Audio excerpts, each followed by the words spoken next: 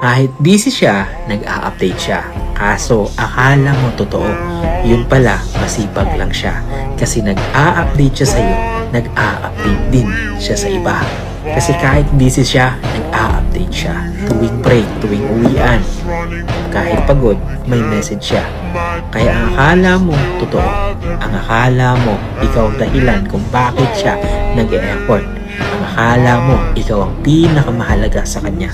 Pero masakit, yung isang araw malalaman mo hindi pala ikaw yung priority, hindi pala ikaw yung special. Hindi pala effort, routine lang. Hindi pala assurance, strategy lang. Hindi pala love, habit lang. Ginagawa niya sa iba habang ginagawa niya rin sa'yo. Ang sakit ng ganun, yung pinaniwala na akala mo pure, akala mo ikaw lang ang nakakatanggap, pero sa totoo lang, dalawa kayong ina-update niya. Kaya tandaan nyo to, hindi lahat ng consistent, tapat, hindi lahat ng present para sa'yo.